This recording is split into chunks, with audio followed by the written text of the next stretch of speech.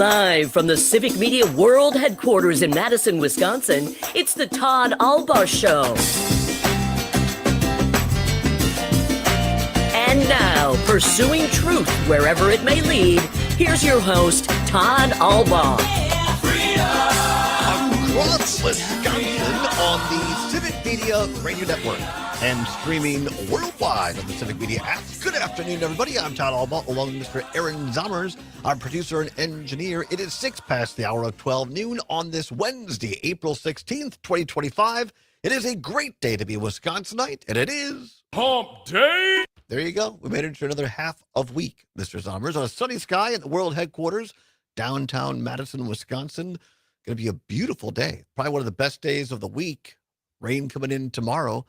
Maybe some snowflakes here and there, and Friday as well, some severe weather. But then Easter weekend, Saturday looks like the better one. Sunday, maybe a few raindrops. But the big bun, as we used to call him in our house, the bunny, he'll make it. He'll get the eggs where they need to be. So hopefully you have a very safe and blessed Easter holiday with you and yours, to those who celebrate. Of course, to our Jewish listeners as well, Passover this past weekend beginning. So a reflective time of year, Mr. Zommers, but spring is in the air. Spring certainly is in the air. Yeah, absolutely. It certainly is. Big show today. Big show. Lots to get to.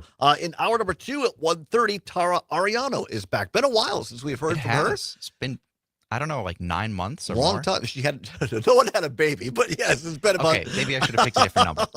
But no, Tara's back, an expert in television, a national figure in and of herself, with people in her organization talking about the highs and lows so far in 2025 of television. Maybe we'll talk about White Lotus. Just got done with their run. A lot of network TV shows ending their run as well for the year. So I'll talk to Tara about what's happening in television. In hour number 2 as well, another What's Worse edition, a hard rock edition, which I will tell you, I was not a hard rock kid growing up. I don't know. I guess I was more of a country guy and pop and that sort of thing. But talking about the Who and Led Zeppelin. So, of course, people are going to get a little salty about this, but we'll talk about that in hour number 2 as well. And then also, we're in a little bit later here, I'm very, very excited about this. I even made news on Pat Kreitlow's show this morning. He had never heard of fusion voting. And this is great because Pat hadn't? No, he hadn't. That surprises me. Because he knows everything, right? No, and so he might be listening. Who knows? But anyway, fusion voting, and this is great because with all the turmoil happening in politics in the state and the country, how often people call or text in and say, Todd, what can we do about this? Well, here we got a couple of guys in the studio today that are going to tell us there is something we can do. It's called fusion voting. Very, very, very interesting. Not like ranked choice exactly, but I think as a way to possibly empower people that might not be part of the big two, so to speak, Republican and Democrats. We have former Democratic Dane County Sheriff Dave Mahoney and former Republican State Senate Majority Leader Dale Schultz in studio. But first, the lost have been found. He is somewhere in America in a secure, undisclosed location, a Wisconsin boy like myself, a former Republican like myself, and now one of the senior advisors at the Lincoln Project, Trygve Olsen, somewhere in America, joins us by phone. Trygve, how the heck are you? I'm good. I'm at the bookstore at the University of Tennessee today, Todd. The University, the Vols. The Vols. We're getting some swag. Ula just did a visit, and so we've got to get a little bit of swag. Well, this just shows what a great dad. I'm not joking around. As Joe Biden says, I'm not joking around. Trygve is a great dad because here you are taking your daughters. You're doing a little university tour. Now, I said to you this morning, this could all be done very quickly if she would just commit to Wisconsin. Well, you know what? Wisconsin is definitely on the list, Todd. But good. we had to do a little road trip. You know, you got to kind of find out what your options are before you can know for sure. Sure. So we're doing a bunch of schools in the Atlantic, and today we did a really nice tour of the University of Tennessee. It's a nice school. You know what? It kind of reminds me a lot of Madison, actually. I've heard a little bit. I've never been. Big schools. I've never been to the campus proper, but I've been through town, and I've heard it's a great collegial feel. I mean, they're huge in sports, like Wisconsin is, football especially. Their basketball team has gotten better. The women's program, of course, under Pat Summitt, won how many national championships. So yeah, and Tennessee is a chill place, not too hot, not too cold. You know what right? they are too? They're a big. We found this out while we were here. You know, one of the cool things about going to all these campuses is you learn quite a bit Right. about the different schools and whatever. They're a huge baseball power. Oh, that's right. They're one of the best. In fact, they have two of the top 4 potential draft picks in the Major League Baseball draft. We learned are here, and they're quite good at that. So that's incredible. Of course, Wisconsin's been a while since we've had baseball here. I don't think they have baseball. No, it's touchy here. It's touchy because they got rid of it, partly because of Title IX, and so people would still like baseball here in Madison. Trigby, let's talk a little political baseball. Lots going on. Lots of things I'd like your take on here before the bottom of the hour. I know you've been following a lot of the news here, and we touched on this quite a bit yesterday on the show. And this is this deportation of one of these individuals by Donald Trump sent to the prisons in El Salvador. And this Allbaugh Garcia is his name. And here's a guy who the Trump administration, of course, the president of El Salvador was in the Oval Office yesterday. Very disturbing. We talked about it a lot yesterday. But what I want to get to, Trigby, is this new news being reported today by the New Republic. And it turns out, because one of Trump's and Marco Rubio's arguments here is, and Pam Bondi, is that this guy was part of MS-13. And yet in court, they have not proven or shown anything to the judge to uphold that. And now the New Republic are reporting today that the arresting officer in the original arrest of this guy, who made the assertion he was part of MS-13, it turns out this guy was relieved of duty himself because he was paying for sex to a prostitute and ended up talking about police cases to this woman. Not exactly a credible witness, as it turns out. And I think it just goes again that as this case goes forward, to me, and I want your take on this as someone who's actually fought autocrats. For those that don't know, Trigby this is real, banned from Russia by Putin himself because of his work against autocracies in Eastern Europe. This seems to be the Trump administration and Donald Trump himself denying the truth here and not providing the courts with evidence. And we are in a constitutional crisis, in my opinion, and damn near close to calling it on democracy, because if we don't uphold the law, if we don't have an executive branch who respects the courts, then do we really have a constitutional republic, Trigby? Well, it's a serious deal. And, here's the thing. The guy was in the United States legally. He's entitled to due process, okay? Like the president of the United States, and this is why this matters for all of us, doesn't just get to decide, or the Justice Department or law enforcement, who they're going to deport and send to a prison, particularly when you have people who have legal rights. We're either a nation of laws and process, which isn't always going to be pretty, and quite frankly, there are probably people who deserve, we would say, well, they don't deserve, they deserve what they get. But the reality is we're either a nation of rules and laws or we're not. And if they can do this to somebody who's here legally, it's a slippery slope being able to just pick up anyone and deport them.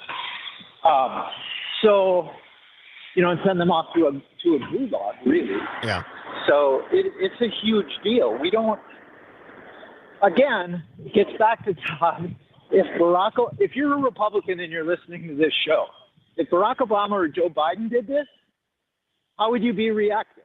Right. If they had loaded up Sean Hannity or Jesse Waters, or let's I saw this on social media. What if they had what if Biden had taken the January 6th defendants and just put them on a plane to El Salvador? Correct. Yes. And if one of them, particularly if any of them, okay, maybe with U.S. citizens, all right, they're saying, well, he's not doing it with U.S. citizens. Yet. But I guarantee you there were some of those people who are green card holders or non-U.S. citizens Right. Okay? Naturalized U.S. citizens. That should not be happening. Well, They're and entitled Trump to was process Trump too, was and then defying the court is just outrageous. right. Trump was caught Right? on a And live. here's what I would say: ask yourself this: if if you're an average citizen, should you have the? Well, what would happen if you defied a court order? Right. Why should the president and the executive branch be above the law? Well, and we played the cut yesterday. Trump was caught on a live mic talking to President Bukele of El Salvador, saying, "quote unquote," homegrowns are next. That he is not ruling out sending full-bird American citizens to El Salvador without due process, and they've this farce of, well, we can't get him back. Really, I mean, Trump's paying Bukele $6 million. He wrote the art of the deal, for God's sake, or that's what he says. I mean, you're sitting next to him and you say, Bukele, I'm not giving the $6 million unless we get this guy back. He'd be back like that. So you're right. It goes to due process. It They goes could get to him back respect of the law. tomorrow if they wanted to. Yeah, exactly. They could, but it really gets back to rule of law at the end of the day. Yeah. And it's a slippery slope. And honestly, I mean, I've just been reading this series of books on Germany and sort of the whole period between the rise of the end of the Weimar Republic and all the way through the end of World War II. And it's a slippery slope. It's a slippery slope. Right. Because right now it's people who are here that on green cards. You know, next it would be LGBTQ community. Right. After that, it will be pastors at the Lutheran Church who say things they don't like. Right. And eventually, it's a slippery slope. We're got about a minute left here, Trig, before we got to go to break. We'll come back. I want your opinion on a couple of things when we come back. One, your colleague at Lincoln Project, Stuart Stevens, also a former Republican. I was talking to Rick Wilson on one of the Lincoln Project podcasts this week, and making this point that, look, what Trump is doing here, what his ICE administration is doing, picking people up without due process, is essentially kidnapping. And that is illegal in pretty much every state, as far as last time I checked. Why aren't state attorney generals filing kidnapping charges against ICE and some of the Trump administration? And also, Bill Maher takes dinner with Trump at the White House. What's Triggy think about that? And the Packers, are they going to draft a wide receiver? All of that in 7 minutes. Don't go anywhere. It's the Allbaugh Show right here across Wisconsin on the Civic Media Radio Network.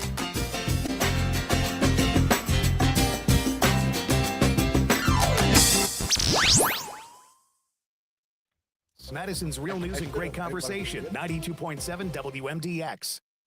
It's your girl, Brandy Grayson, the hostess with the mostest of the Black Conversion Show. And I'm inviting you to the Black Brilliance Gala, hosted by Urban Triage on Saturday, May 31st at the Overture Center for the Arts. Join us for an elegant night celebrating unsung heroes. For ticket information and to learn about sponsorship opportunities, please visit us at urbantriage.org. That's urbantriage.org. WMDX is proud to present the 2025 Milwaukee Film Festival. The two-week fest is back April 24th through May 8th. Whether you're a film fanatic or just looking for something to do with the family, there's something to watch for everyone. From hard-hitting local documentaries to lighthearted international comedies, plus special panels, book signings, and even live score performances. The Milwaukee Film Festival is jam-packed. Head to our website, WMDXradio.com, for details. The Dane County Humane Society offers programs for humans of all ages. Oh, wow. For kids, there's Camp Paw Print, Scout Workshops, After Dark, and the new Camp Wild Side. They also offer field trips, birthday parties, service days, and their new Paws and Pages reading program. Learn more at giveshelter.org/education.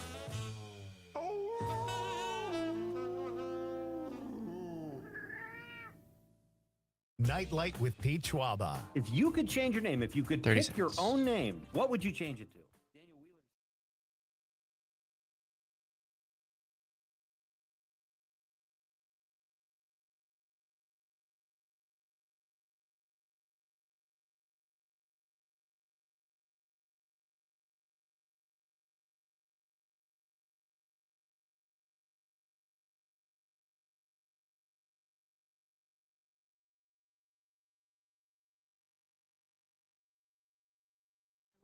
shadows fall. In my Tennessee mountain home, life is as peaceful as a baby's sigh. Welcome back to the Todd Allbaugh Show on the Civic Media Radio Network. 21 now past the hour of 12 noon. The incomparable Dolly Parton. Little Dolly. Trigby, are you going to go to Dollywood while you're down in Tennessee? Joining us via phone, Trigby Olson, senior advisor at Lincoln Project. Are you going? We're not planning on stopping at Dolly World. Oh. I've heard it's great. I've never been there, but I heard it's really cool. Yeah, we talked about it a little bit, but to be honest, we're kind of running out of time. We had to go to New Orleans. I mean, this is just that people might find it interesting. We had to go to New Orleans for a family friend event over the weekend, a birthday party, and so then we just decided that we'd road trip back, and we wanted to go to Dolly World, but the problem is these college visits, they take a lot of time. Yeah. Well, this is the difference between Trigby and I. What? I don't know how it was at UWP or I only know UWEC, but you go to the residence halls now, they do the laundry for students. Good Lord. Really?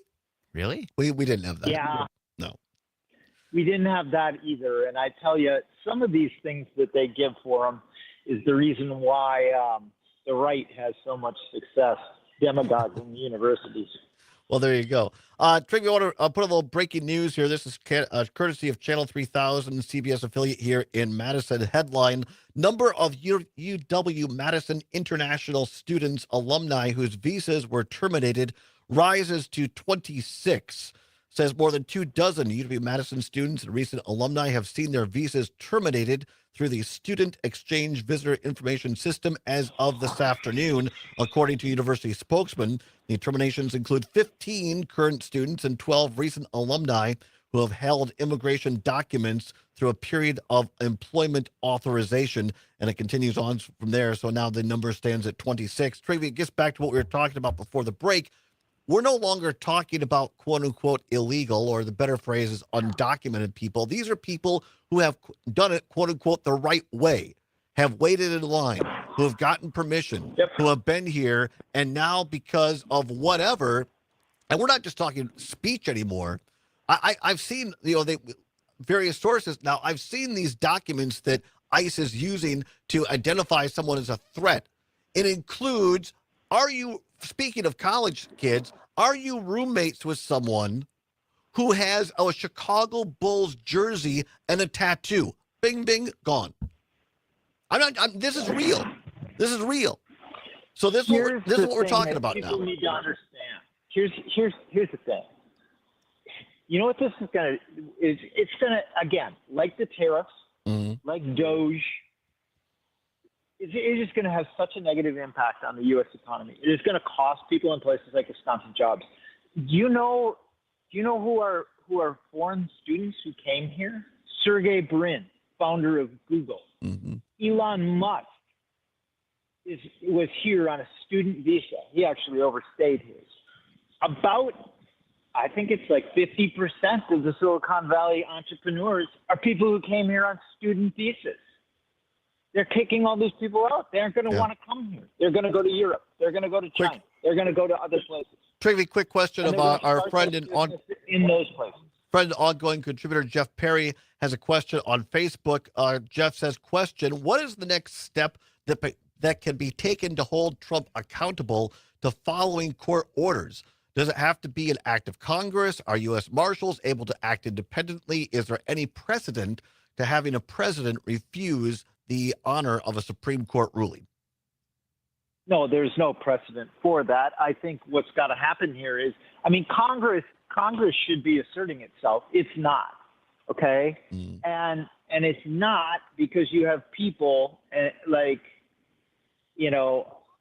do the Brian Stiles and the Scott Fitzgeralds. I doubt that the Tom Tiffany's do, but those guys know this is wrong. Right. They need to be hearing. They need, and quite frankly, if they don't go on, they need to be held accountable. Right. It's that simple. They have to be held accountable. And quite frankly, it begs the process. Here's the other question: is if he isn't going to honor Supreme Court decisions when he appointed, how many members of the Supreme Court did he appoint? The next question is he gonna honor elections? So Jeff, what we have to do is we have to be speaking out to defend the guardrails. And second, we have to not be taking the bait, and we have to be talking about the real world consequences of these kinds of things in terms of economics. Right. That 10% of the jobs in Wisconsin are under threat from Donald Trump's insanity around tariffs. Right. 10%. And 70% of those people voted for Donald Trump who have those jobs. Yeah, I get it. And that's why we're here to talk about this and tell people the truth. Trigby, we'll save those questions on the state attorney general's filing kidnapping charges and Bill Maher till next week, because I want to give you a minute here to talk about. I've got your colleagues here from United Wisconsin, former Democratic Dane County Sheriff Dave Mahoney and former Republican State Senator Majority Leader Dale Schultz in the studio with me. I know you've been involved in United Wisconsin. You got about a minute, my friend. Talk to us a little bit about your thoughts on United Wisconsin. No, I think, I am really proud of Dale and Dave, and I would say I'm more adjacent than they are colleagues of mine, and I've been friendly to them. I'm really proud of all these people coming together because, as I've said on this show, and it's something Dave and Dale, I'm sure you'll talk to them about, like they've taken. In Wisconsin, there's certain things like higher education, like conservation, like rule of law. These aren't red or blue things. These are green and gold things. And the fact that you've got Dave and Dale, who come from very different places politically, very different parts of the state, standing up and saying, you know what, we've got to get back to that. And oh, by the way, one way that we can do that is through fusion voting. Like, I'm just proud of them. I'm proud of them. They are leading in the grandest tradition of Wisconsin, in the way that the Gaylord Nelsons and the Tommy Thompsons and Warren Knowles and people like that, the giants that made Wisconsin such an amazing place. And you understand that even more if you've had the opportunity to go and live in other places. Yeah. What has made Wisconsin special, they're standing up and saying, this is wrong, we're going to defend it. Yeah. And I'm just proud of them. Appreciate it. By the way, Trey, we're going to have Tia Nelson on the show next Tuesday out at Governor Nelson State Park for Earth Day. So I'm looking forward to that. That's going to be a lot of fun. Trey, safe travels. The other thing, Todd, I'm getting a lot of pressure. We got to get a tour set up. I need. All right. You're the one traveling across America. My big trip is down to Stoughton for a bakery item. All right, Trey, safe travels. Come on back. More after this on the Todd Allbaugh Show on the Civic Media Radio Network.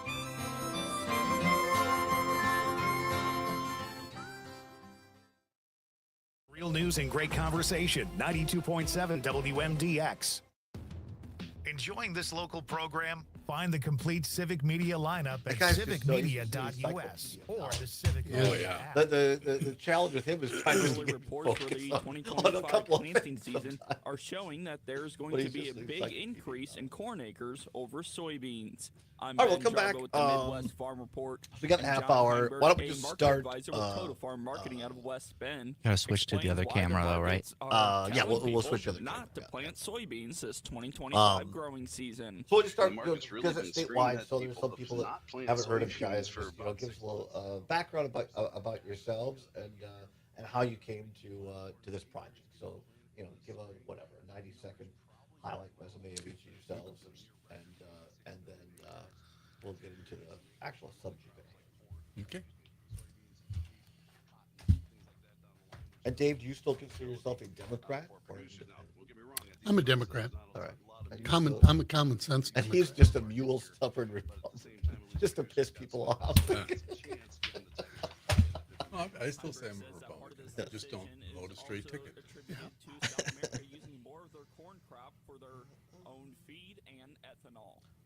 Midwest Farm Report, I'm Ben Jarbo, and we'll take a look at those midday markets right after this. It's still sinking in. All the medals that Bavaria Sausage brought home from the German Butchers Association competition.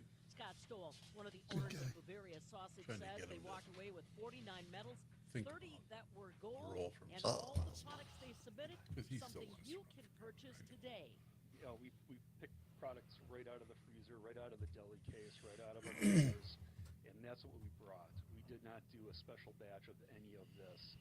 We didn't know, but we had a feeling that we'd do pretty well with the Germans on this one. That's Scott Stoll, one You of guys the know owners what of the Bavaria Sausage, capturing 49 United medals at the Wisconsin recent website German is? Butcher Association Meat Products I'll call Competition, All you gotta recognizing do the is- quality that started I more Googled than it. 60 years They ago. probably haven't got it Red set up Bull. yet. Bavaria No, it's Sausage. up. Shop Yeah, it's Stoll's up. award-winning United meats today at Wisconsin. corner of Nesbitt Road, Fitzroder Road in Pittsburgh. Open Monday through Friday, 9 until 7, Saturday 9 Scroll until down. 1, or always open online. BavariaSausage.com.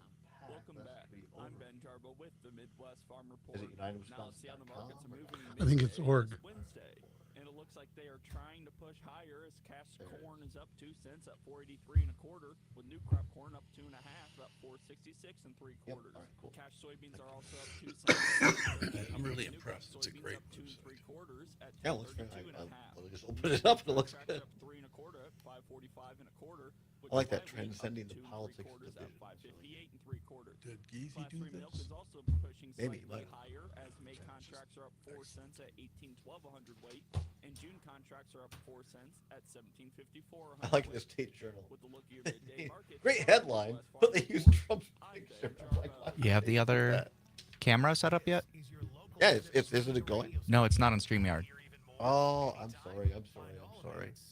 Thank you.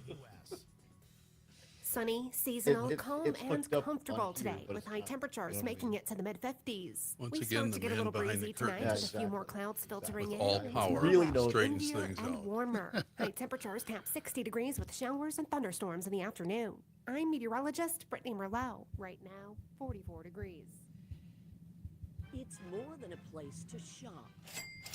Schrader's Department Store is a 134-year-old cornerstone in the Manitowoc County community Oh, of you Two don't Rivers. need the It's audio. also the oldest, and Right. not that just in work? the state, Or but no? the country, still operated by the same family. I am fourth generation. All right. and You guys the need to store, excuse just us our a little. own You gotta special get kind of spot. friendly, sorry. AJ Schrader runs the store with her sister, and like every generation, perfect. grew up working there. My sisters and I were Alright, all thank you. raised in the department store from little on. Yeah, I you're good. would Sorry. wait on customers Yeah. when I was 12. It's just a part of who we are. Our customers are what open the doors every day. So it's a mix of new and old, Proper. including services like tailoring. The right It's just a equipment. great place to be. It really is a slice of Wisconsin Yeah. you won't find anywhere else. I'm Terry Barr. All right, of the about Civic 15 Media seconds. All Radio right, thank you, Network. Aaron. T. Schwaba. On the next Nightlight, I welcome.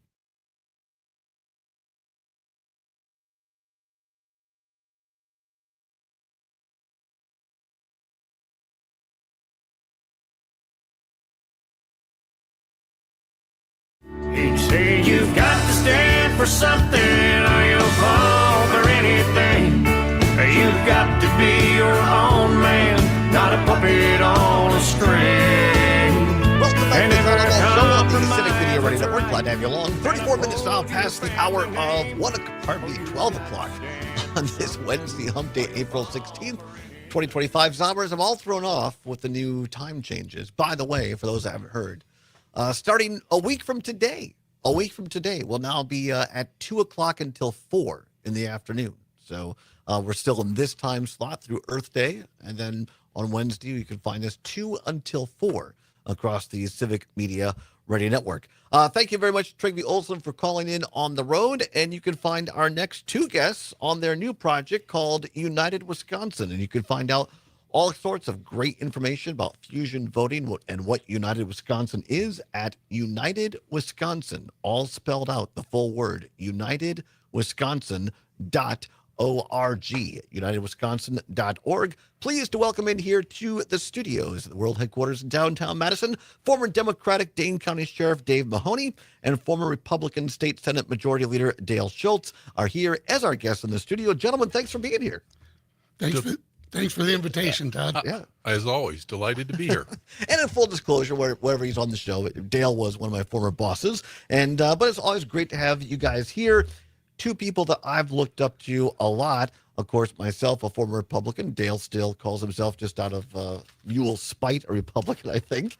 Because you tell people you just want to stick around because you don't want to give up the true republicanism. Is that right? Well, that's true, and I still consider myself a Republican. I just don't vote a straight ticket. Right. So that's fair enough. And Sheriff Mahoney, you're a Democrat still, but you're someone who is independent-minded.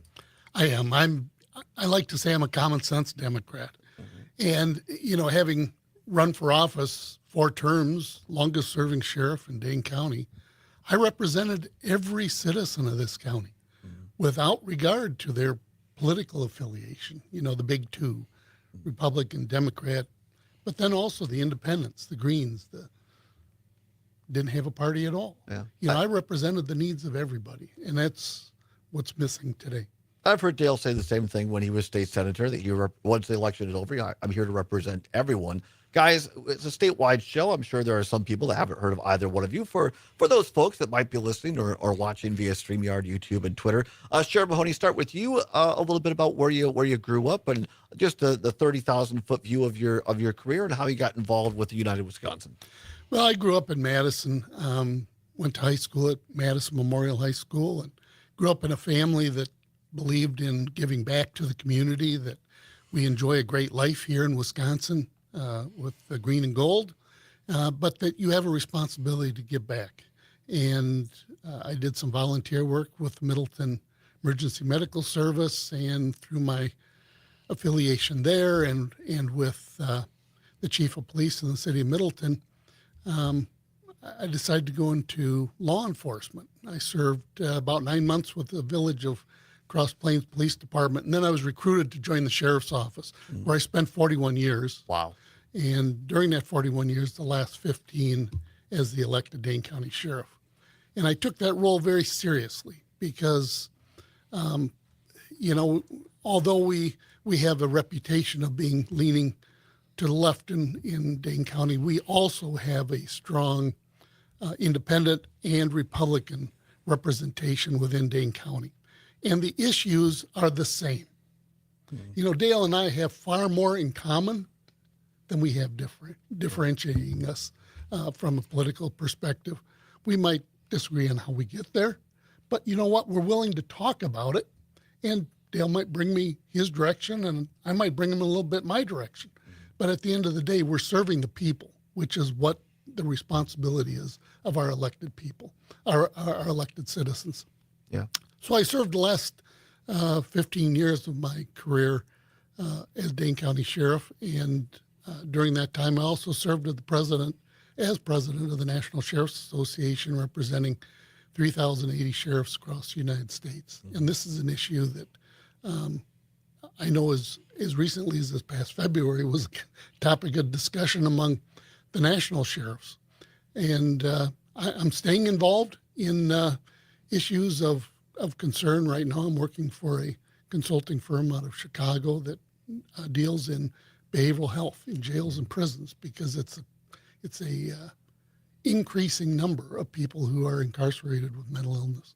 Senator Schultz, give us a quick overview of you. You've been on the show, of course. We appreciate you, but a little bit where you grew up, not actually too far from where Dave grew up, and about how you got involved. I grew up on the south side of Madison. I went to high school initially right across the street at Madison Central till it closed, went to Madison West, graduated from the University of Wisconsin-Madison, and then promptly went off to start farming on the family farm in Sauk County. Didn't take me too long to figure out I was going to need a job to support my bad habit of farming. And my wife and I eventually moved into Richland Center, where she completed 36 years in education, last 16 as superintendent of schools in our community. And we have 2 daughters who went through the Richland Center School District, and both doing very well, and they're both graduates of the University of Wisconsin-Madison. Still farm, still involved in some real estate activities, and like to hunt and fish, and like Dave, I want to be involved in helping to solve problems, and that's how I see this whole project with fusion voting. It's a problem solver. I don't know if it's the same here in Madison, but in Richland Center, when I have coffee with the guys and gals downtown, they all tell me that they're tired of watching the reality show, which is our national government, and they want some sort of a solution. And I tell them, well, I've got a deal for you. Fusion voting is what it's about. Before we go any further, a quick shout out, because I know her well, known her a long time, your lovely wife, Rachel, who now she has started her own, after standing by you for all those years in the state assembly and senate, now she has been elected herself to the local city council. Landslide Rachel. She was unopposed in her first effort. How about that? She got you were never on it. Well, I guess maybe one of your assembly races you're unopposed. She got a seat at the city council, and I got the vacuum a little more often. About time. About time. Well said. Absolutely. Guys, let's go to the story. For those that want to read the whole story, it's really well done. Go to the Wisconsin State Journal, and it's a story by Mitchell Schmidt in this weekend's, the Sunday State Journal. Headline, could the same candidate run under separate parties? Wisconsin group wants to try it. I'm going to read this paragraph just to kind of set the table and then have you guys get into it. It says, quote, fusion voting allows the same candidate to be nominated by more than one political party. Voters would still vote only once in each race, but they can choose their preferred candidate without supporting a party they may disagree with. In practice, that means some candidates would appear more than once on a ballot. For example, Jane Doe Republican could appear on the same ballot as Jane Doe Green Party. All votes for an individual candidate, whether nominated by a major political party or a minor party, would then fuse together to create a final vote tally. So that's the premise of this thing, guys. Is that when you're out in the street, is that more or less how you're explaining it to people? Exactly. As I explain it, it's a means to address the hyper politicization of the two major parties. We can't even have a civil conversation in our nation today. And if we talk about Wisconsin, which, are full of green and gold fans and folks that want to solve problems and believe in the same strong issues of democracy and strong schools and public safety and honoring public servants. It's important that we do that. And right now, the tempo and the temperature is so high that we can't even have a civil conversation. So fusion voting allows not only the identification of the two major parties, Republican and Democrat, and to set their own agendas, but it allows a candidate who may be more moderate to appeal to the vast majority, the silent majority of our voters.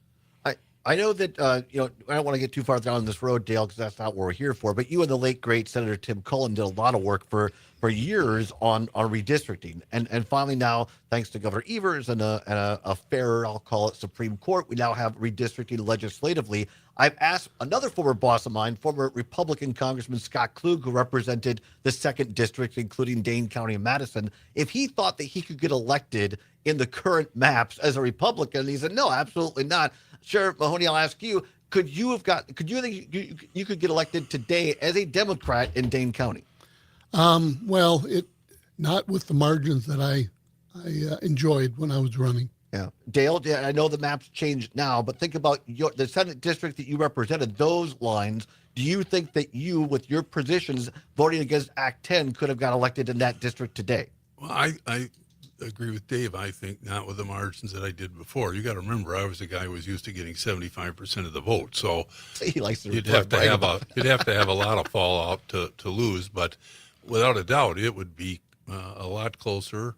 And who knows? But to Dave's point, I think this is so important to our listeners and viewers, what I think this idea of fusion voting does is give people who aren't either at the extreme left or right more of a chance to get elected. And what I hear when we take the show on the road across Wisconsin is that's what voters want, Dale. Well, I go places too. Like I said before, people say I don't vote anymore. Just encourage the. But I can't say it. You can say it, bastard. I can. Yeah. All right. I'm trying to keep you in good stead with the FEC. And, or people say, look, my vote doesn't count anymore. I tried voting for third parties, but they never win. So what's the point? And I guess what I try to tell them is, if you're tired of that extreme partisanship that Dave was talking about, and you want to have some agency in our elections, then fusion voting gives you that opportunity. And we should also mention that the candidates have to accept votes, to say they'll accept votes, but why wouldn't they? And in Wisconsin, where elections are so close, a few votes could make a difference. And if you won with the help of fused votes, I think it's pretty natural you're going to go back and talk to those people and more importantly, listen to them. Dave, a couple of minutes. Go ahead. And it re-empowers those in the middle, those who are moderate in their politics, to feel that their voice is being heard and that they're being represented at all levels. And I thought this was like, well, this has just been cooked up or whatever. But no, as it turns out, this article in the State Journal says fusion voting was commonplace across the country in the 19th century and was used as an avenue for anti-slavery parties to force the issue of abolition in the 1840s and 1850s. Later, populist, working man, suffragette, and temperance parties used the tool to advance their policies and priorities. So this isn't anything new. It's just that we got away from it. We did, as all across the country. But there are still, I believe, at least 3 states that have fusion voting in the presidential election: Oregon, California, and Vermont. And I believe that we have a constitutional right to exercise fusion voting here in Wisconsin. Well, a couple of minutes here before the first break, we'll come back then and talk a little bit more. But is there anything that needs to be said, do you think, to like lay this out so people understand what it is before we go on to how do people get involved? Well, I just want to make a historical note here that it is important, and it's part of Wisconsin's history. That little schoolhouse in Ripon, Wisconsin, where the Republican Party was born, was the result of Free Soilers, Democrats, Whigs, and a bunch of other little parties coming together to have a meeting because they wanted to change their government. And they all walked out Republicans. And they nominated Abraham Lincoln for the presidency and were successful.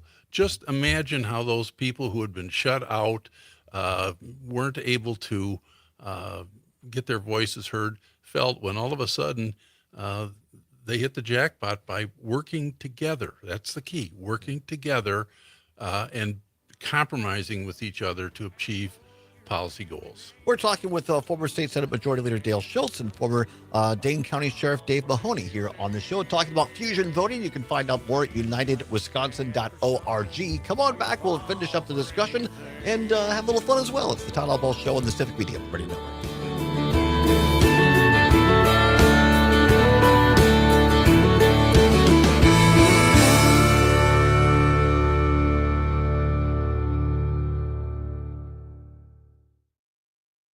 Real news and great conversation. Is there anything else you guys really want to make sure we hit? Well, we come back. We got 7 minutes. Let's re-hit the website. We got to drive people there. All right. Okay. Well, to get a commercial on the air, And, they should stay tuned because we're going to be going on the road. We're going to be trying to get people involved. Okay. If you feel that you're not being heard, you're not being commercial about a commercial. Your issues are not being heard, and you're not being represented. Take the time to look at the website and get involved, because you will be represented, and your voice is important. And it's a lot better than holding up a sign at a meeting and getting tased. Yeah. Good, I like that. Get a lot of great texts. We'll read some of those on the air when we come back. Arthur, my friend, I think Here's one. You guys want to take the nuance of it, because I'm not super versed on it. Somebody asked, how is this different from ranked choice voting? Oh, boy. We had a couple people ask. Yeah. I mean, I know that you guys want to take it, or want me to give my... I think I want you to do it because it's just complicated to try to explain ranked choice voting. I mean, ranked choice essentially is that The you get to bottom vote one. for everybody, but the top 2 or 3 or 4, whatever is primary or general, those move on. Where fusion is, it's only you don't have multiple elections. You just get to have your name on more than one party, and then all those votes for that candidate count. Correct. Yeah, correct. Even while still being. And it can take a long time to get a result. Right. About 20 seconds. All right. Thank you.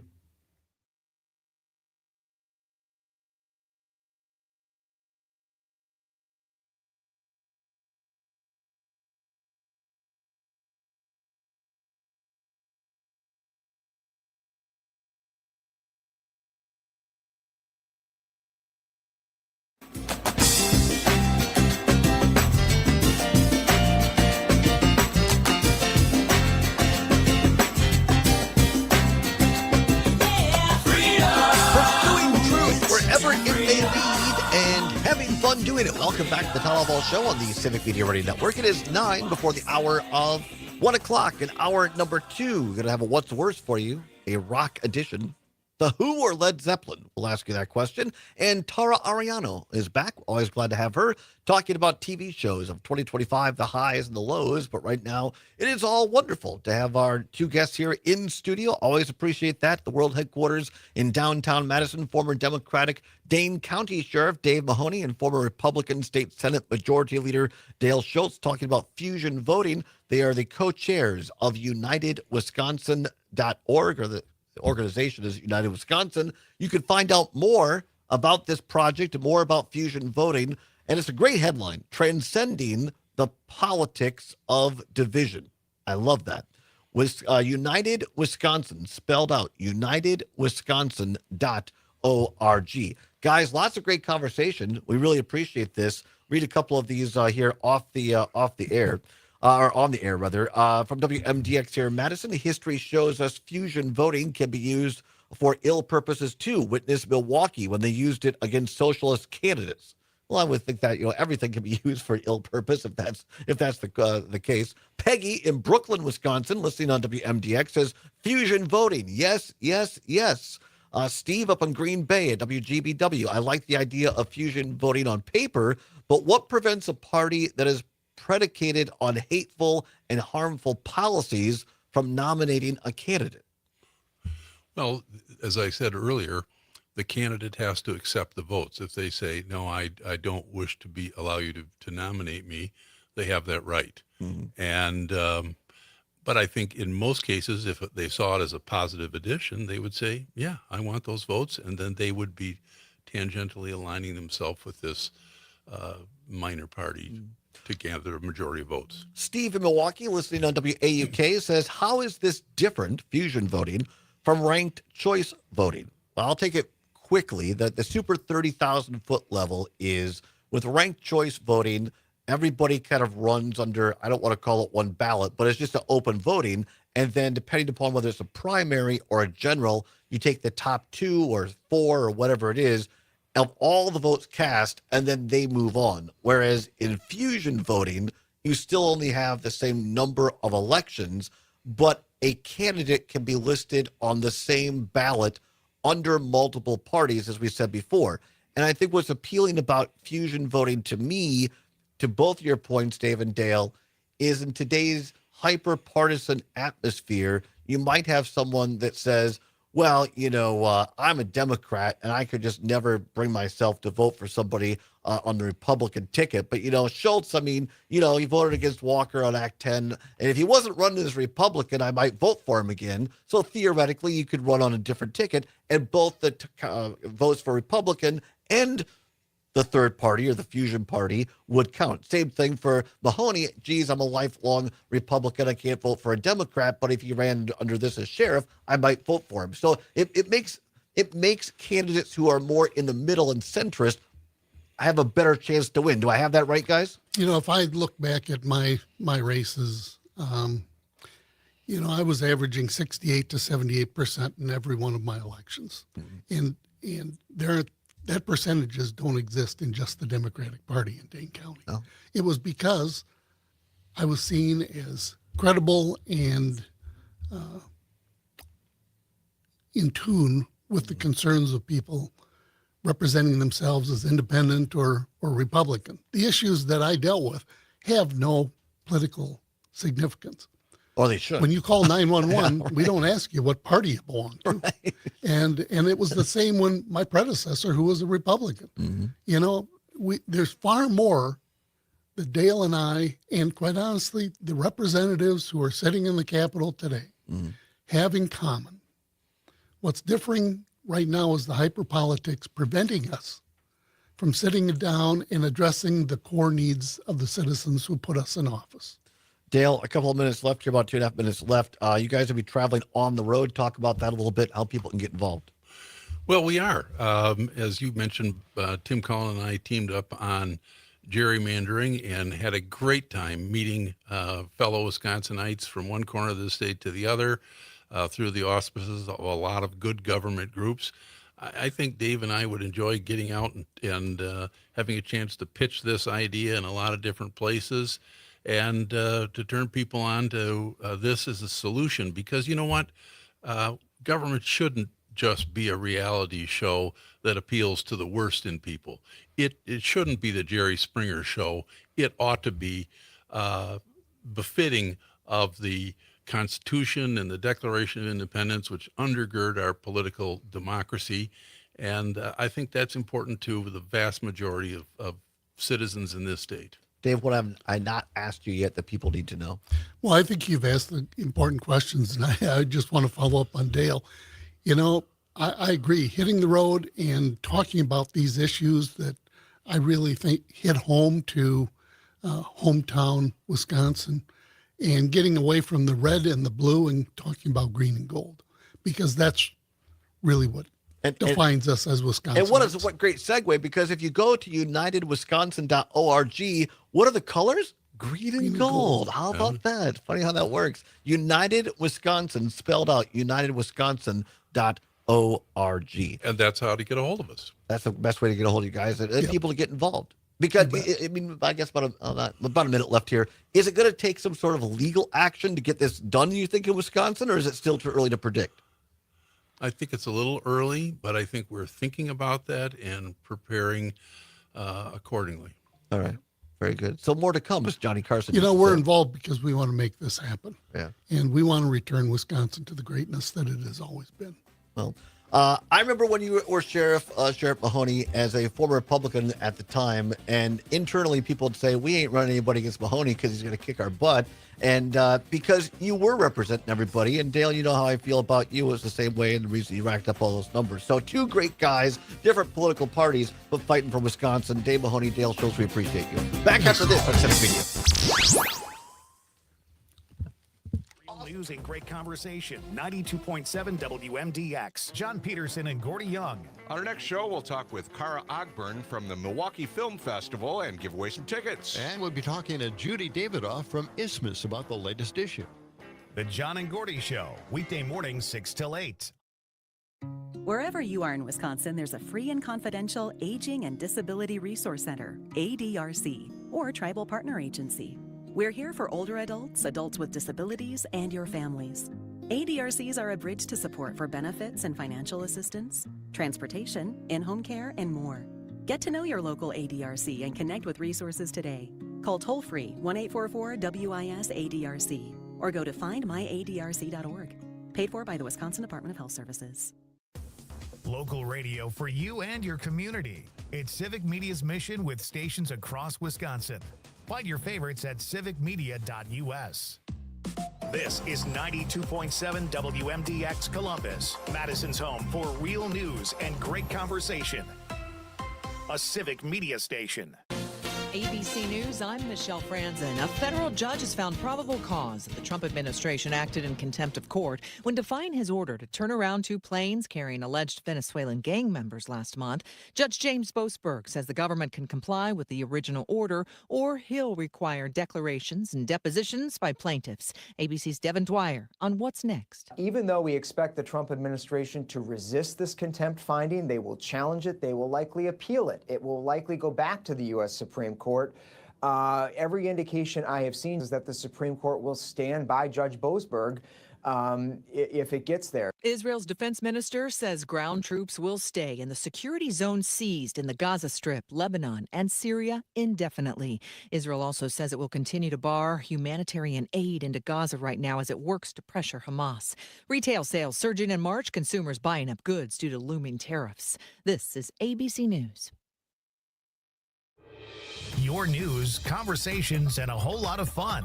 It's all on your local Civic Media radio station or the Civic Media app.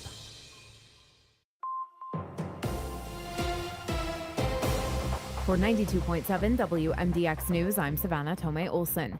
We've had constitutional amendments on the ballot often over our last few elections. They've mostly come from Republicans in the legislature. Earlier this month, voters overwhelmingly chose to add the state's voter ID law to the Constitution. That makes it tougher to overturn in the future. But now Wisconsin Democrats want to add one, a Green Amendment. They've tried to get this on the ballot before, and it hasn't been successful. They announced this morning they were trying again. It would add to our state constitution that everyone, including future generations, has a right to a clean environment, including pure water, clean air, healthy soil, and stable ecosystems. State Senator Mark Spreitzer says the Wisconsin Constitution protects the right to hunt, fish, and trap game, and this would help protect those resources. It empowers citizens and lawmakers alike to defend our natural resources, ensuring that the health of our environment and the health of our people are central considerations in government actions. This is not a partisan issue. It's a Wisconsin issue. Protecting the lakes we fish in, the air we breathe, the water we drink, and the lands that support our communities and economy benefits us all. 3 states have green amendments in their constitutions, and the measure has been proposed in at least a dozen others across the country.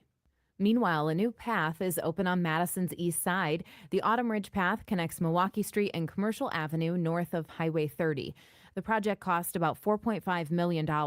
More than half of it was paid for by federal grants, and the city paid for the rest. The Madison Engineering Department says this now expands the bike network of the city. The new Autumn Ridge Path can connect all the way to the Capital City Trail, which can get you just about anywhere.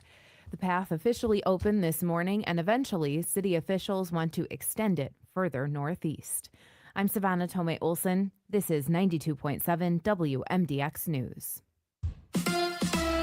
The Brewers blanked the Tigers. Hi, I'm Mike Clemens with sports. The Brewers beat the Tigers last night 5-0, snapping a 3-game losing streak for Milwaukee. Brewers starter Quinn Priestert asked if he knew he had a no-hitter going into the 6th inning. Yeah, but I also was kind of aware that the pitch count was up there and likely was going to have to turn the ball over, and fortunately didn't turn the ball over with the 0 on the That's weird count still. Jared came in, dominated, got, saved me that run and saved us that run, and the bullpen just shut it down. College football, Wisconsin Badgers need a new starting left tackle. Luke Fickell announcing that Kevin is a demonstration of why Todd should not try to mess around with StreamYard. He'll be out for the season. Let Zommers do that. We can learn you how to do StreamYard one of these days. Right calf muscle. Bucks head coach Doc Rivers. It's just really skeleton stuff. No contact. He can exert himself more, which is good. Well, how about that, everybody watching the stream? That was fun. That was great. Informative. Fusion voting. You can always continue the conversation on social media. Share your thoughts when you find and follow Civic Media on Facebook, X, They should all be clean. Also need a couple, you pick whatever you want to out of Wink Martindale died. Longtime game show host. There's some cuts from him hosting different stuff and interviewing people. Windier and warmer. High temperatures cap 60 degrees with showers and thunderstorms in the afternoon. I'm meteorologist Brittany Merlot. Big host of Tic-Tac-Toe. Nightlight with Pete Schwaba. If you could change your name, if you could pick your own name, what would you change it to? Daniel Wheeler says, linguistically, Pete's last name is interesting because it requires a wet mouth. Requires a wet mouth to pronounce it correctly. Pete Schwaba, you have to have a wet mouth to say that? That sounds so perverse, Daniel. Nightlight with Pete Schwaba. Weeknights from 6 till 8 on your local Civic Media I'm not sure I did know that, Jeff. That's fantastic. Let's see. These cuts. Let's see. Hi, I'm Smokey Robinson.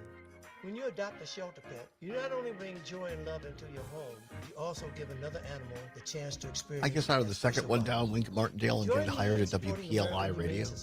And their incredible work. I don't know, just give us a little taste of Wink there. Okay, sounds good. Real difference. All right, 25 seconds. Thank you.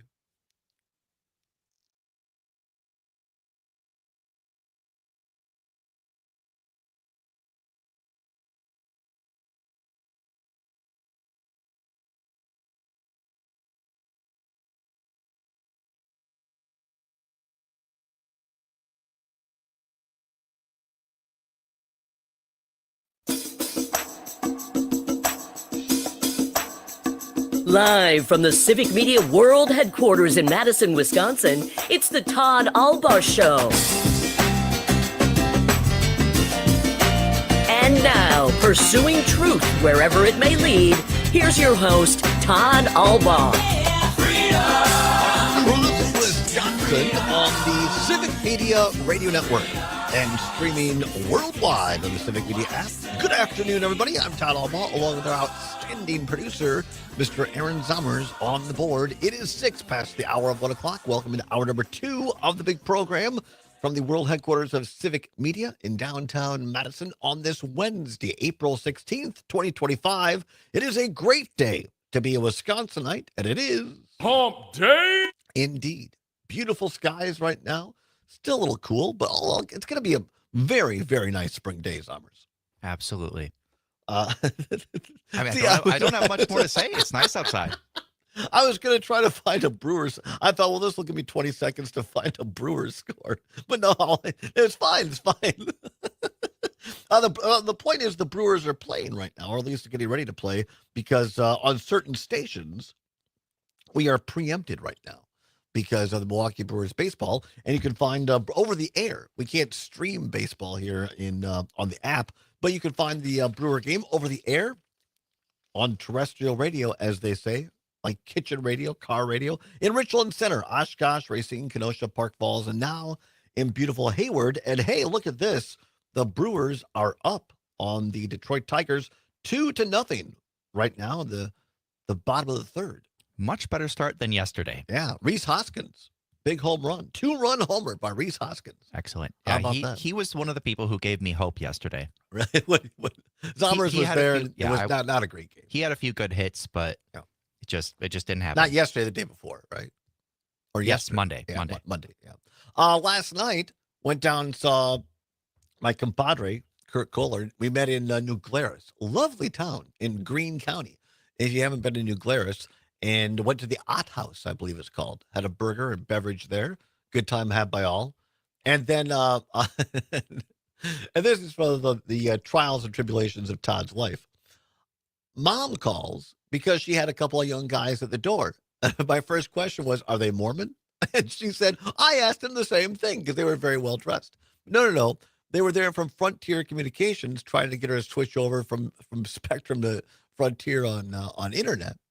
And they wanted her to sign right now. If we sign right now, we'll waive the $200 and some odd hookup fee. Yeah, that's a no. Yeah, I said, put me on speaker there.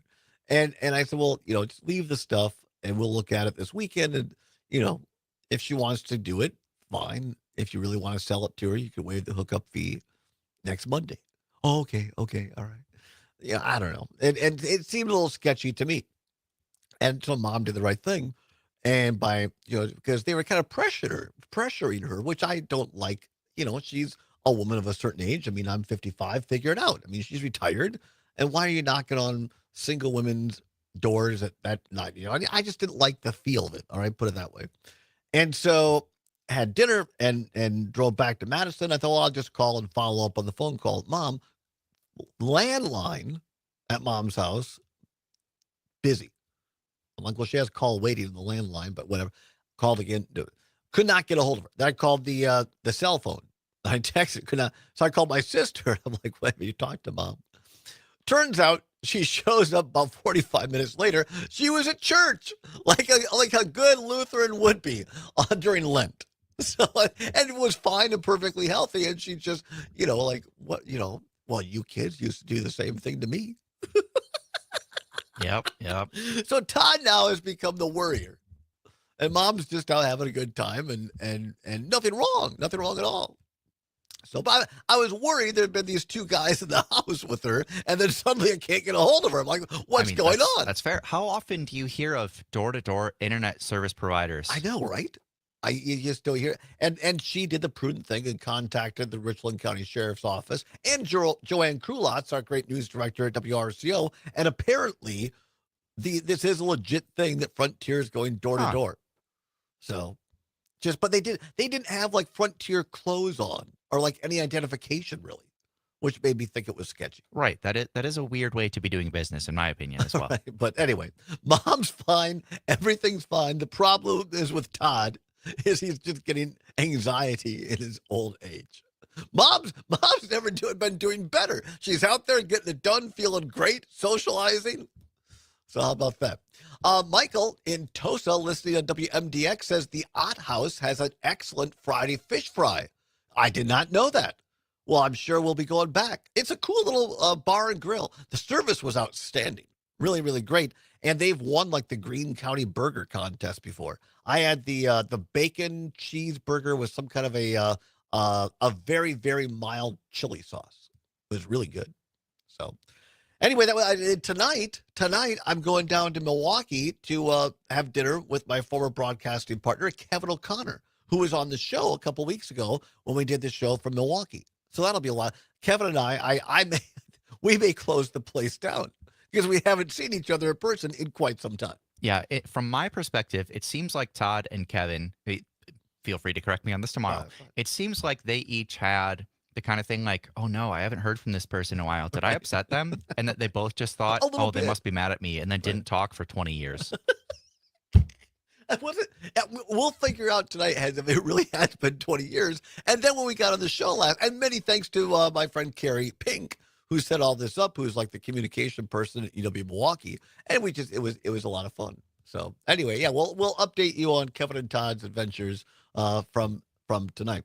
Anyway, it is 12 minutes past the hour. Many thanks to Dave Mahoney, former Democratic Sheriff of Dane County, and Dale Schultz, former Republican state senator from Southwest Wisconsin. Fusion voting, we got to talk more about that, Summers. I think it's pretty cool.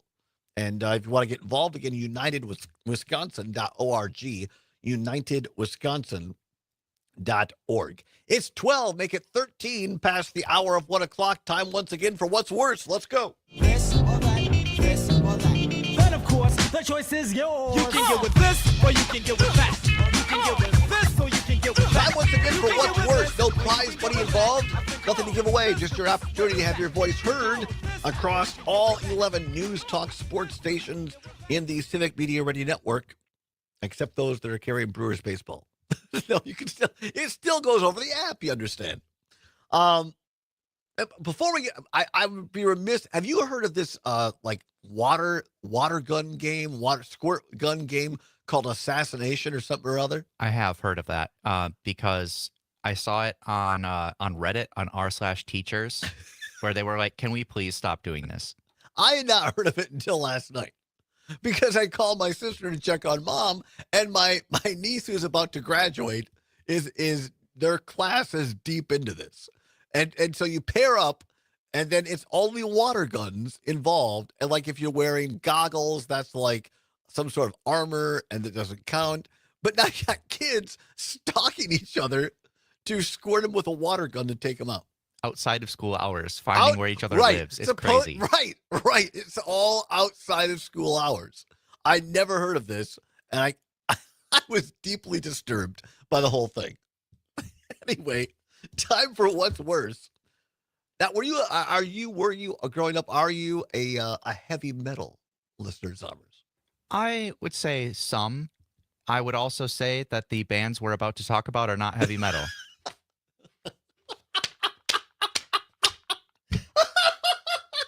That's hilarious because to me, I would call them, I guess, maybe not heavy metal. To me, you could say hard rock. For hard some of it, rock, yeah. Especially Led Zeppelin. But I'm no Phil Nee. I'm no Jeff Perry. You understand? I'm not doing a great weekly radio show called This Week in Music History.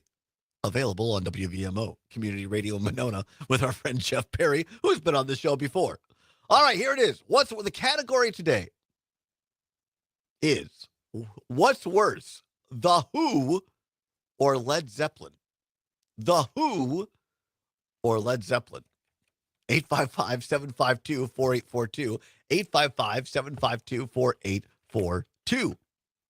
Give us a call or text us on the Civic Media app. If you don't have it, download it today at your Apple or Android device. Simply go to your search bar and then type in Civic, CIVIC.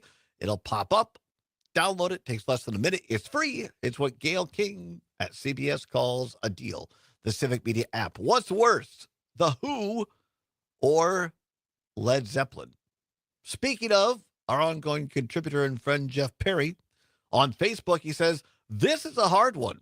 I love both bands, but I'm going to say that Led Zeppelin is worse. Pete Townsend is a lot of things, but at least he didn't play his guitar with a violin bow for 20 minutes on stage. He says, by the way, he appreciates the plug for his show. It's a great program. Check it out. And see, again, growing up as a sheltered Methodist kid, it wasn't that I wasn't allowed to listen to this, but it just, I don't know. You know my biggest memory of Led Zeppelin? Going to the Richland County Fair, and I was pretty young, so I don't know if I was playing the balloon. I probably the pop the balloon dart game at the county fair, and they used to one of the prizes, the small prizes, and they were probably, I don't know, 4 inches by 4 inches or something like that. These mirrors, these little mirrors, and I won a Led Zeppelin mirror, and I was like, I don't even like Led Zeppelin.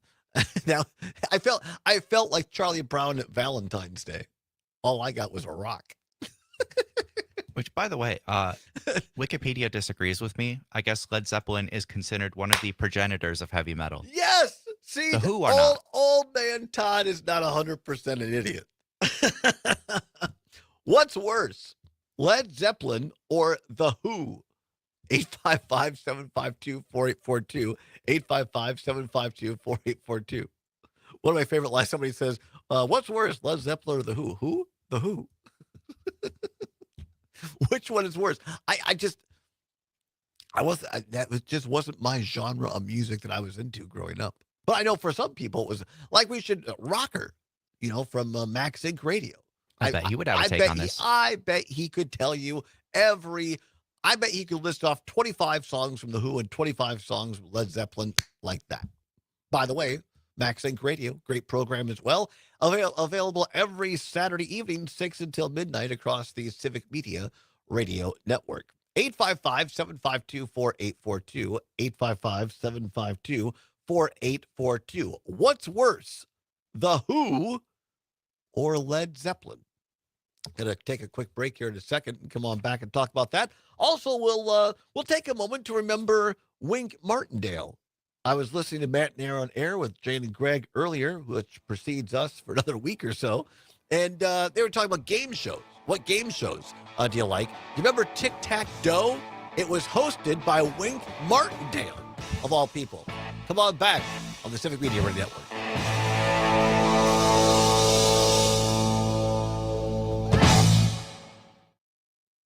Now, see, that was fantastic. That was fantastic because I like that song, The Who.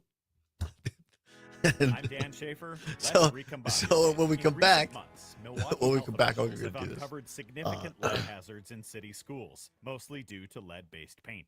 Several schools have when we now come been back, closed don't as play the any problem music. has been found Just to open be up the mic more and widespread. say, In late March, city officials formally requested help from the CDC, but in doing so, they learned how should we that do the it? I gotta think of a CDC's line. entire lead program had been eliminated by Health and Human Services Secretary Robert F. Kennedy Jr.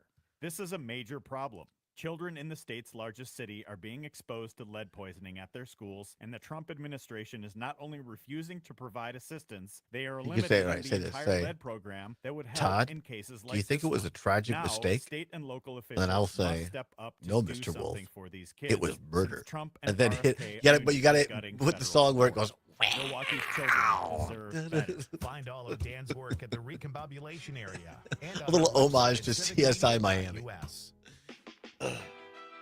It's the Eco Minute, powered by Clean Wisconsin, your environmental voice since 1970. I'm Amy Barrier. So the line is, Could Todd, coal do you make think it was a comeback mistake? In Wisconsin, pollution and Mr. high Wolf. costs have pushed It utilities was to start murder. shutting down coal plants across the state.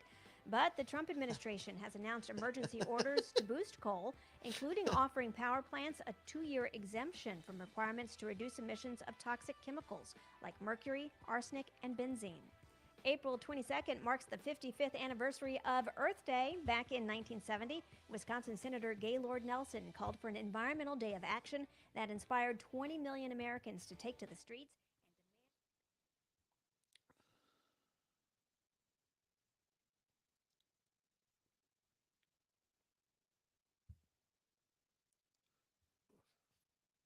10 seconds. All right.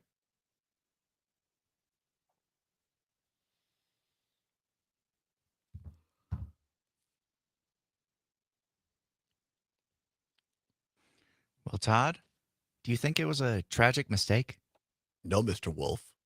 It was murder. Welcome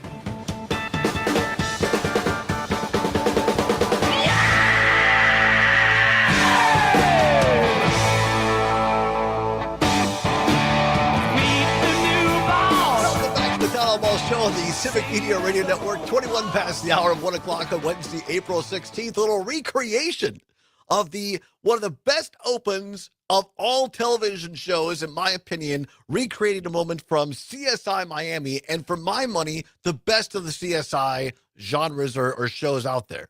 Of course, starring the incomparable David Caruso as Detective Horatio Caine. You had Jonathan Tago, Adam Rodriguez, Emily Proctor, Rex Lynn. Lots of really, the cast was phenomenal. It was beautifully written, beautifully shot. And almost every, and David Caruso's character, Horatio Caine, always dressed in black, almost always. And so at the start of every episode, they would be on the scene of a death. And someone would inevitably throw out some line like, you think it was a mistake? And Horatio Caine always had these great dark kind of aviator sunglasses. Oh, and he's not looking at them. He's looking away. Right. And then he'd have some line, he goes, he'd have some version of, and Mr. Wolf was one of the other detectives. He'd say, "No, Mr. Wolf, it was murder." And he put he'd put the sunglasses on, and away we go. And it was a great formula for opening every single episode of CSI Miami. I really miss that show. And I try not to, on the few times I've been able to, and fortunate to hang out with our friend Kelly Call from just a bit outside the movie. By the way, the story of the 1982 Milwaukee Brewers available now for free on Roku and the Roku channel. Check it out today for free on Roku, the Roku channel, just a bit outside. But once in a while, I do ask Kelly Call a CBS question. And I asked him once, why did you cancel? Why did you get rid of CSI Miami? Because it was my favorite one. And he gave a very nice, polite answer. And basically like, hey, look, sometimes shows just run their course, and that show had kind of run its course for various reasons. And it was a great show. But, I think it's kind of this, I'm not putting words in his mouth now, but what I got from it was kind of like Jerry Seinfeld in a way. Seinfeld ended Seinfeld when it was number 1 on NBC. And so I think it was a little bit, the show had been really, I think it was in the top 10 for several years, and better to end it on a high note than to kind of let it die out and peter out. So anyway, it's still available. You can still watch, I think, on streaming on Paramount Plus or whatnot. It relates, you understand. You say, Todd, why are you talking about CSI Miami? Because that opening song was by The Who. And today's What's Worse question is, what's worse, The Who or Led Zeppelin? What's worse, The Who or Led Zeppelin? 844 Judas Priest. When's the last time I gave out that old number? 855-752-4842. 855-752-4842. Let's go to Joe, listening on WMDX in Madison. Joe, thanks for calling in. Joe, The Who or Led Zeppelin? What's worse? It's Joel, but since I've been around, since they have been around, they're both way overplayed, and it's hard to listen to them with new ears again. But the real villains in this, and I love both the bands, but the real villain in this has got to be Led Zeppelin. They had to steal music to make it rich. They Whoa. stole from Willie Dixon, You Shook Me. It took him over a decade to get his royalties and any credits for that. Then there was the Babe, I'm Gonna Miss You, and also the beginning to Stairway to Heaven. Babe, I'm Going to Miss You came from a folk singer who toured with Led Zeppelin 2 years before their album became a hit. And the intro to Stairway to Heaven came from a band named Spirit and an instrumental on their first album called Taurus. And they toured together with that folkie and Led Zeppelin before Led Zeppelin became stars. Wow. Yeah. And so the widow of the guitarist for Spirit entered a lawsuit against Led Zeppelin for royalties so she could pay for her daughter's college. And the judge ruled against Led Zeppelin, even though there's $500 million in royalties for Stairway to Heaven. It ruled against Led Zeppelin using outdated rules of evidence for creatives. So I have no idea how that case ever got resolved. But once again, I really enjoyed Jimmy Page. Robert Plant, I tolerated. I'm not a fan of the screeching singers.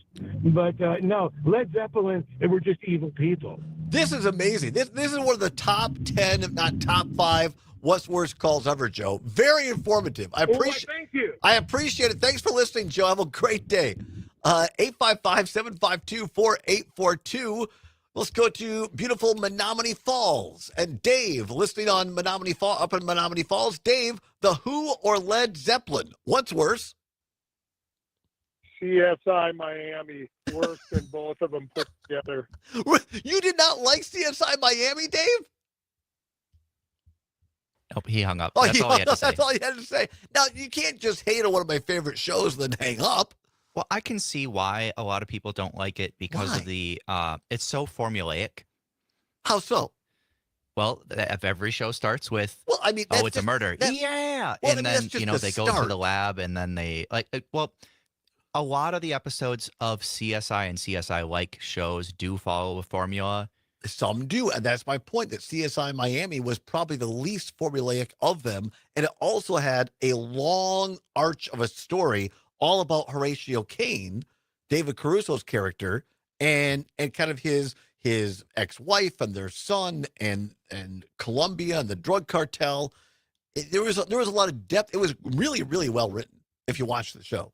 And I have not seen that much of it. Well, see, I mean, you got to give the show a chance, give it room to breathe. There were relationships within the show that was also kind of, and it was really one of the most beautifully the cinematography or videography of that show, the skylines of Miami and the beach and the people, and it was beautiful.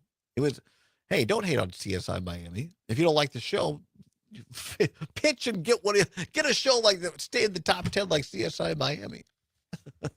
What's worse, The Who or Led Zeppelin? 855-752-4842. You were on the phone, Zommers. I started giving out the old number. It's been months since I used that number. 855-752-4842. 855-752-4842. All right, quickly, Zommers, what's worse? This is a really tough one because I respect both bands a lot, although one of the last callers gave me a lot to think about. I think my initial reaction, that information aside, was going to be that The Who is worse, just because I love so many Led Zeppelin. Incorrect. The correct answer is Led Zeppelin is worse, simply because The Who did the show or the song for CSI Miami. Back with Tara Ariano and television after this on the Civic Media Radio Network. Great conversation. 92.7 WMDX. Enjoying this local program? This Find is the perfect Civic guest Media to lineup come on at today. How are you, Tara? Good. How are you? I am doing great, thank you. We did What's Worse, and CP writes these, and today it was The Who versus Led Zeppelin. Well, it got into a big discussion. I heard about a bit. CSI Miami. It sounded The Who, heated.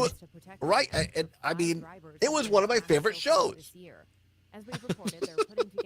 It was a lot of people's favorite show. I mean, how can you go wrong with Horatio Caine and David Caruso? Well, I guess ask the people on the set, but that's a whole other story. Yeah.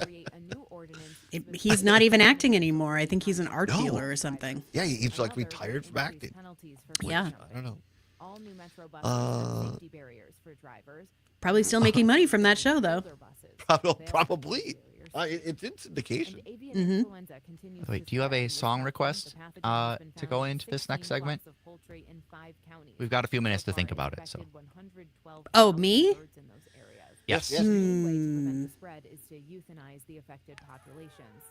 It's also spreading among wild birds. Looking at my list of shows. Almost impossible to prevent the spread. It also makes it really hard just to measure how prevalent it is. But scientists. Nothing's leaving to mind from these shows. I mean, I guess you can't play the Dennis Leary song. I'm an asshole. Probably not. But that would be on point if there's an edited version of that. Swans in January and February. The agency is also awaiting test results on samples. Do you have Misbehavin' from the Righteous Gemstones? In recent weeks, they're asking residents to report any sightings of multiple dead birds. And today is the day. Yes, we can use that. There you go. Are back at the terrace at the UW Memorial Union. They've been hibernating since the weather got colder. They're hosting a big celebration this Friday. So it's okay if I use the biography on crack to introduce you? Yep. All right, very good. This is 92.7 Awesome. WMDX News. Who's using vulgarity in the chat? Calm down, people. I reported that White Lotus season 3 star Amy Lou Wood was hurt by the portrayal of her character during a sketch on Saturday Night Live. I don't know. She called the I portrayal. think people are doing gummies as they watch the show sometimes. She was not upset with Sarah Sherman, the actress who played her in Why aren't we doing gummies as they watch the show? Live reached out to her and apologized. There are a couple different versions of Misbehavin'. Is this the right one?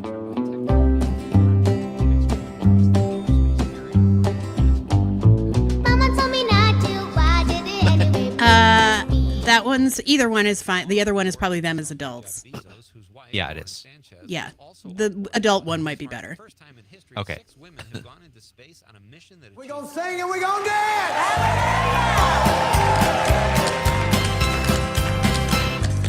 Mama told me not to, I did anyway, misbehaving. Nice. That sounds like a live version. Yeah, they're There's in gotta the be in the something show. They're playing it live.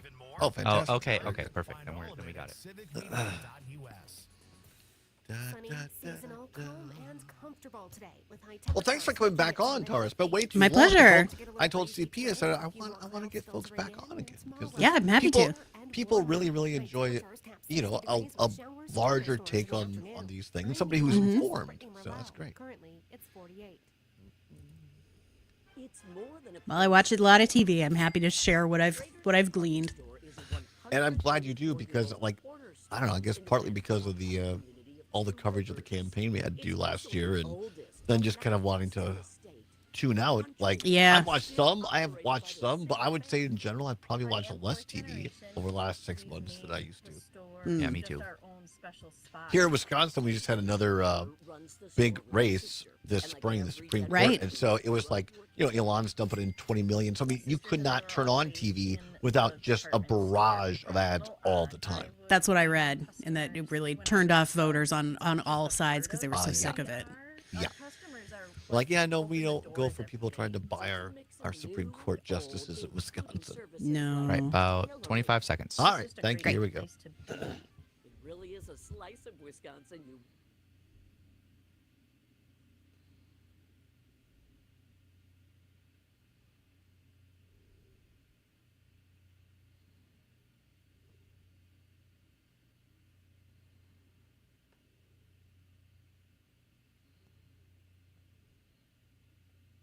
We gonna sing and we gonna dance.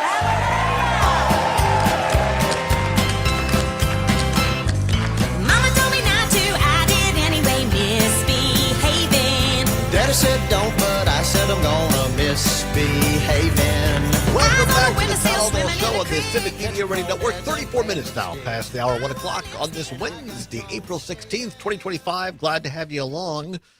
A little music from one of the current television shows out there on TV. We'll discuss that and much more in just a moment with our next guest.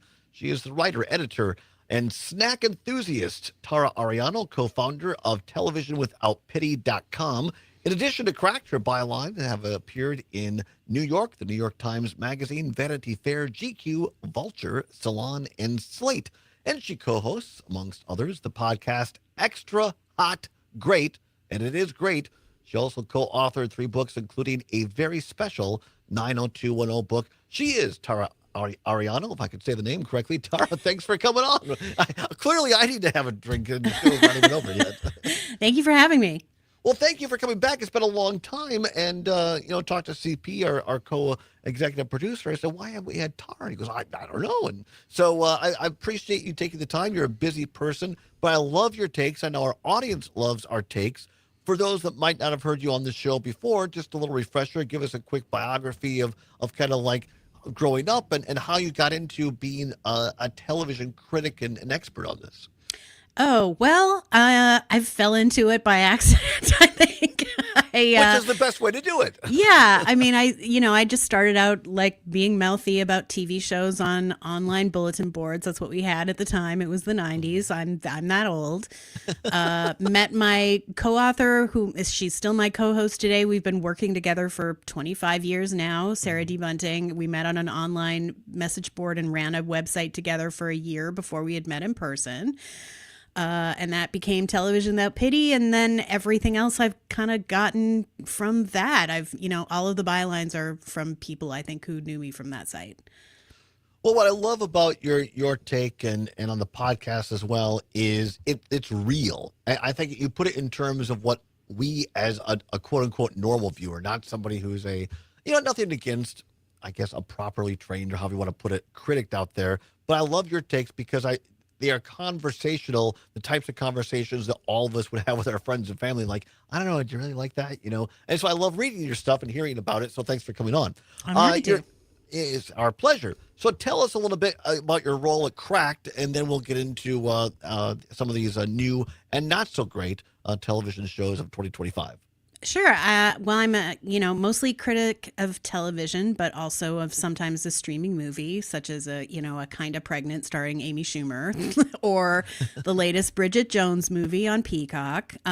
Sometimes also covering stand-up specials. Recently reviewed the new Chelsea Handler special. I have a review coming out next week about the new special coming from Brett Goldstein, who's from Ted Lasso. So all of that plus, tons and tons and tons of sitcoms. What's he doing? What's Goldstein doing?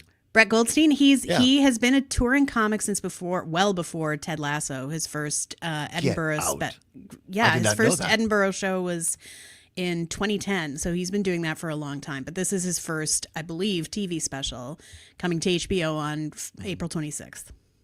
And he was a writer on Ted Lasso, and now they're doing a season 4, which honestly, Tara, I'm very, very nervous about because I'm kind of, it's like, do we really want to go? It was so perfect, in my opinion, the first 3 seasons. Mm-hmm. What's your take on that?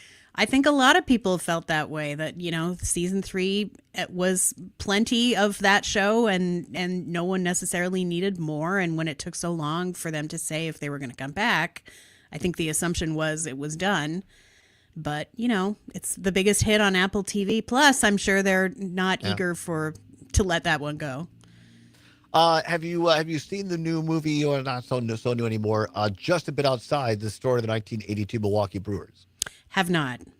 Streaming free now on Roku. We're big fans because we're in Wisconsin. But if you get a chance, give it. It's a great doc. I think it's great not just for sports people in Wisconsin. It's just well told and it's a love story between a team and a city. So if you get a chance, because I'd love to hear your take on it. So great. Anyway, thank you for the recommendation. You're very welcome. So tell us, Tara Ariano, what is on you're going through. You're watching all these shows so that we don't have to. No, that's not true. But Zombers, and we were talking before we came on. I have found myself watching less TV over the last 6-ish months because the end of the presidential campaign, and then in Wisconsin, we had a big Supreme Court race. Musk dumps in $20 million. Mm-hmm. There's political ads on all the time, and it just made me kind of want to say, I need to take a break. But you're always watching. Yeah, I mean, fortunately, writing for Cracked means I don't have to engage too much with the news half of broadcasting. Right. So if people are looking for shows they can escape into, I've watched a bunch and I can help. All right, well, let's start off with, should we do the bad or the good first? Or do you want to go back and forth? let's start positive. You know. All right. Why give too much oxygen to the shows that we're going to say you can skip? You know. Well said. We can touch on them, but we can start with the Righteous Gemstones. That was the reference that we heard coming in. That was Misbehavin' from this first season of the show. It's now in its 4th season on HBO Sunday nights, and this is the show about a family of megachurch preachers. And at this point in the show, John Goodman is plays the father, whose name is Eli. And he has sort of stepped back, and his 3 awful children have taken over running the church. It's sort of, it's mega church succession, more or less. But this is the final season, so they're wrapping up their story. And they brought in a new character this season, played by Megan Mullally, the wonderful Megan Mullally from Will and Grace. Plays, I think it's fair to say now, a love interest for Eli. She was his late wife's best friend, and so they sort of reconnect, like a lot of older people do sometimes when there's a divorce or someone gets widowed. They, reconsidered people that are already in their lives, and she and Goodman are fantastic together, and the kids are still completely insane. And now there's also a helper monkey, and I won't spoil how that comes into play, but that's part of the story as well. And where is that streaming, or where could people see that at? You can watch it live on HBO on Sunday nights, or you can stream it on Max. All right, very good. What else do we have, Ariana, on the good side in terms of television of 2025? Well, not to put too much emphasis on Max, but I think by far, and this is not something I covered in my comedy remit, but we talked about it on our podcast, Extra Hot Great, but the Pit on Max, this is the new show set in an ER at a Pittsburgh hospital, hence the name, and it stars Noah Wyle and co-created by one of his former creators on ER. And the sort of hook of this show is that every hour of the first season is an hour of a shift in this hospital. So it's all told in real time, 24 style. And so you see sort of how they deal with minor emergencies and then how they deal with real major ones as the season goes on. And it's fantastic. Just if you honestly, one of the better things to watch, although it can be extremely gory, way more than ER, because this is a streaming show. They can go a lot further than they could on NBC in the 90s, but there's some gnarly medical experimentation, or not experimentation, procedures, I should say, and some of them are a bit experimental actually, but it's, if you just want to watch people being extremely good at their jobs and seeming like they're competent and want to help and want to make the world a better place, this will make you feel better. It's a great show for our times. I saw an interview. Noah Wyle was on Colbert, on the Late Show with Stephen Colbert. It was a really good interview, and I appreciated kind of his transparency and saying I never really thought I would ever do a medical show. I'm sure. Because he was on, I'd forgotten, he was on ER like a total of like 13 seasons or something like that. It was crazy. Yeah, it was a long time. Yeah, and that he was going to, but to your point, that was one of the co-creators or writers was involved in ER with him. Yeah. Right? Yes. And so that he said, well, it's told in a different way, to your point, a different style. I mean, maybe more graphic, which I'm not into. But I'm someone, I've said this before, I appreciate good writing. In your opinion, is this show well written? It's very well written, and they've as the season has ended, their last episode just dropped last Thursday. Although it is coming back, I believe, in the fall for a second season, but they've sort of talked in the postmortems a lot about how they adjusted the writing for, what different characters were bringing to it, and that, every one of their extras, or a lot of them anyway, like even people who are just sort of in the background having no lines, they get to work for the whole season because they, it's a real time show. They have to be in the background. And, people got to sort of come to the fore in ways that they weren't necessarily expecting. They did a lot of nimble changes as it went on. So it's exciting to watch. Sorry about that. I also really love as you said, the 24 show, the old Kiefer Sutherland, right? Show that was shot. And so when you see each of these episodes, it's just another day or another hour in that day. So I think that's cool. And it's called The Pit because it's in Pittsburgh, or just Pit? Yes. Well, they also the nickname for the ER is The Pit with one T, but the show is The Pit with 2 T's. Look at that! I love that. And it's on, where is that? I'm sorry. It's on Max. Oh, yes, Max as well. They have everything these days, right? They do. All right. We're talking with Tara Ariano of Cracked, and also she has the great podcast, Extra Hot Great, talking about the best and worst of television here in 2025. Tara, next recommendation for TV right now. This is one I was not necessarily expecting to connect with because I'm not a sports guy, but on Netflix, Running Point. This is the new show that was co-created by Mindy Kaling, who previously made Never Have I Ever and The Mindy Project. Of course, she was a writer and a star on The Office, the American version.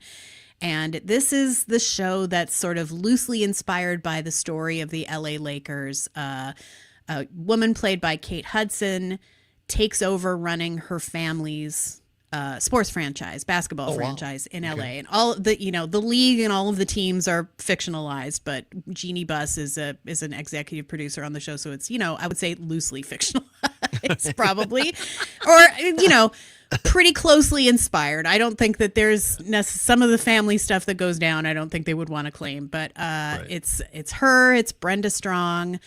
Drew Tarver from the other two is in it. Justin Theroux is in it from The Leftovers. And Max Greenfield from New Girl. Excellent cast, really funny, sharp writing, hilarious business show, family show, sports show, really has it all. And Chet Hanks, Tom's son, is in it as a basketball player, and he raps. Wow. He was in a short-lived sitcom. Was it CBS or NBC? Wasn't he in, what the heck was the name of that? I forget. Because I kind of like the sitcom. It was well written. But I think it lasted a season or maybe a season and a half, but it didn't last long. But it was really, really, I like him. I think he's a good actor. Mm-hmm. Has good stock, obviously. Yeah. Yes. And what's the name of that one? Where is it? Where can people see it, please? That's called Running Point, and it is on Netflix. All right, Netflix and Running Point. I think that's a cool perspective. I like shows about sports, much like Ted Lasso, in a certain way. About a minute and a minute and a half here before the break. Any other ones you can recommend before we go to break? Sure. This is one that's still on the bubble for renewal, so maybe when your listeners go and check it out, that will make the difference. But this is it's called Going Dutch. It's on Fox. You can stream it now on Hulu. It stars Dennis Leary as a colonel in the army who has problems with people up the chain of command, and they reassign him to a base in the Netherlands where nothing happens. It's not even a combat base. It's just a service base, which means they mostly make cheese and do laundry. And part of the reason that it's a punishment for him to go there is that the ranking officer is his estranged daughter. And she's played by Taylor Miziak from the sitcom Dave that was on FX a few years ago. And it's sort of about them healing their relationship. Just 10 really smart, funny, weird episodes set. It's filmed in Ireland, but set in the Netherlands. And the two of them are great. I interviewed Taylor Miziak for Cracked around the end of the season, and she was great. And I hope they get more because it's one of my favorite shows this year. Wow, that's super cool. I have to check that name again and where that one's at. Going Dutch, and you can watch it on Hulu. Very good. Talking with Tara Ariano from Cracked.com. Also, she has a great podcast called Extra Hot Great. Going to come back and talk about maybe a couple of the lesser shows this year of 2025. Quickly going to the break, Tara. Yes or no, CSI Miami? Listen, if you want to watch a show in the CSI family, that's the second best one you can pick. Second best. All right, we'll come back and ask her favorite one after this. It's the Allbaugh Show on the Civic Media Radio Network. So no more tricks and no more misbehaving. No more tricks and no more misbehaving. The second best. All right, I can't wait to find out what's the best. Buying a home is a lot like That's awesome. We'll have about 6-ish minutes here when we come back. Okay. Some make you want to grab a hammer. That's why you need Aaron Weber Group. We do the heavy lifting so you don't break a nail or your sanity trying to crack into the housing market. We've got the perfect place where you can eat pistachios in every room. So don't I'm drinking a lot of fluids. For those watching the stream, this is the bonus show. Todd's drinking a lot of fluids because I have to get some blood work done after the show. Oh. And other things. So you have to hydrate. Yeah, of course. And so Your government But anyway, but I also need to use the restroom. They tell me you can't use the restroom beforehand, before you get your labs done. Right. So I'll be floating through the lab segment. That's a logic problem for you to solve. Yeah. And most of the viewers saying, Todd, that's way too much information.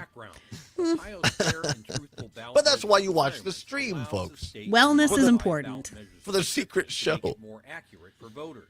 But can it use that authority to manipulate the process and block citizens from moving their ballot measure forward? Organizers tried for 2 years to get the language okay. L.A. Tom's watching the show on YouTube. I think you have to be behind Ellie. You got to be watching it because the comments don't match up with the segment we're doing. Yeah, his comments are coming in late. All right. L.A. is late to the party. But it might not be his fault. It's the time difference. He's in L.A. Nelson Moore wrote that Ohio Attorney General Dave Yost rejected the proposed amendment language 8 times and found the reasons. 30 seconds. Thank you. The 3-judge panel.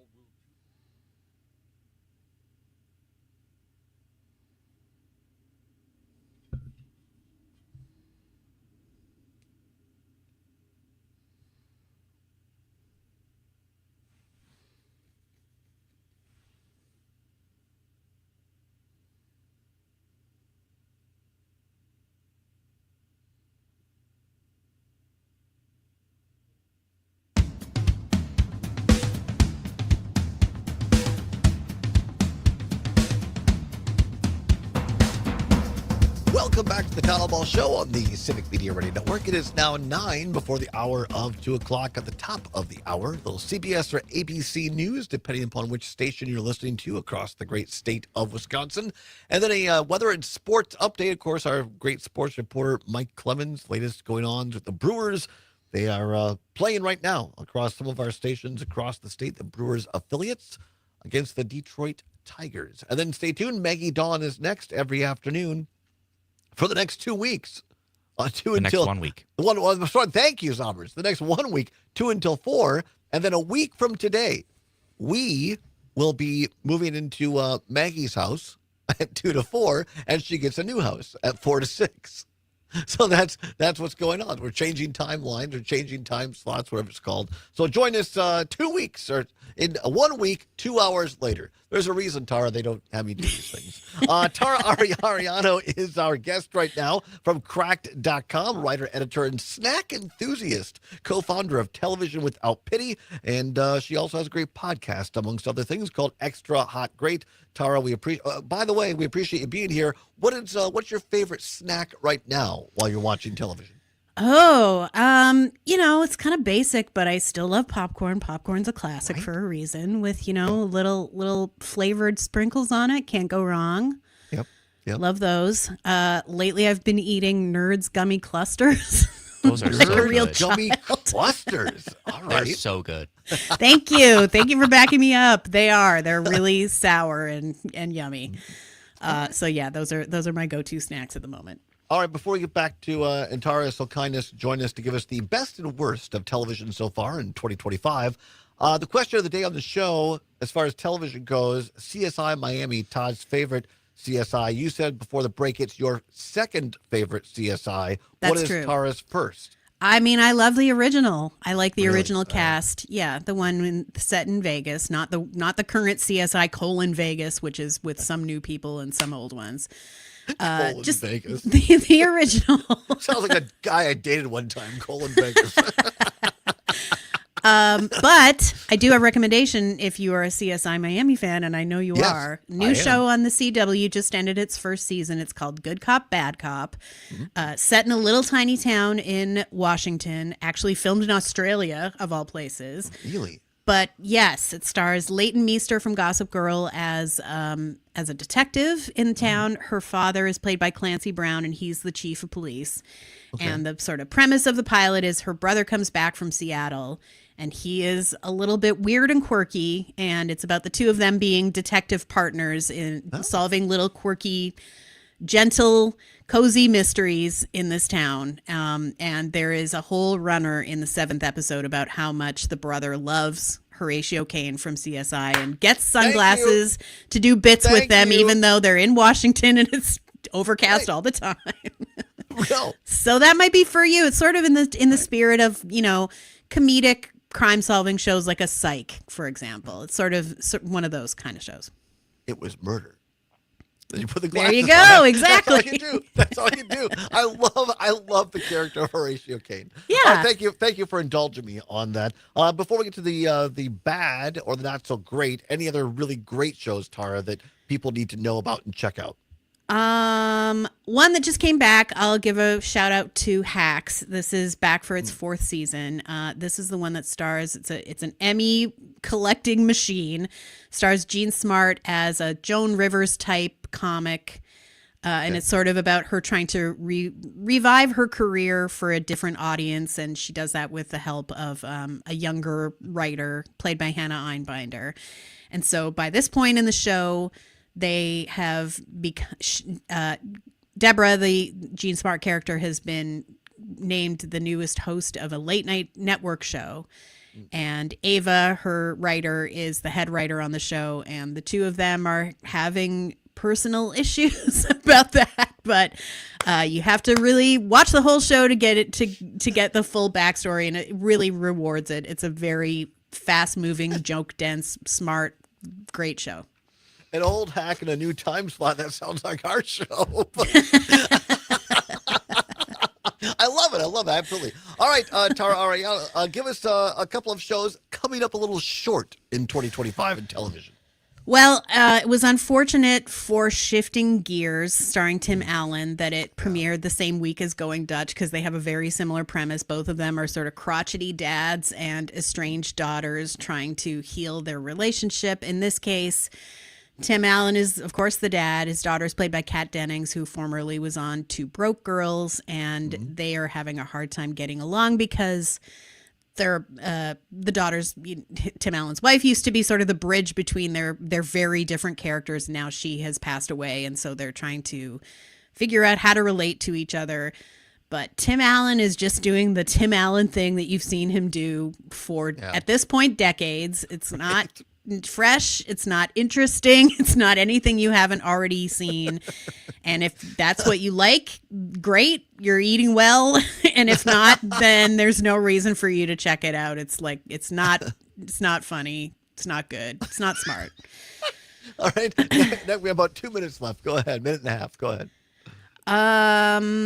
I guess I'm also not a fan of Your Friends and Neighbors. This one just premiered on Apple TV Plus. It stars John Hamm as a finance guy who gets bounced out of his job and decides he's going to maintain his very expensive lifestyle by robbing his neighbors and fencing their stuff.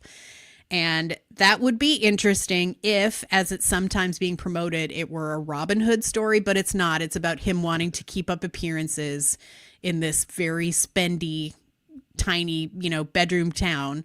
And if you care about a guy being able to pay $60,000 for 2 tables at a fundraiser, great. Right. I didn't. And I will not be continuing. 30 seconds left. Yes or no, the studio on Apple. I like the studio. All right, I like it. Smart. We love you, Tara Ariano from Crack.com. We appreciate you so very much. Thanks for coming back, and we'll have you back sooner next time, all right? I'd love to. Thank you. All right. Thank you, Tara Ariano, everybody from Crack.com. Many thanks to all our other guests. We'll see you tomorrow. Until then, keep banging your drum. Bye-bye.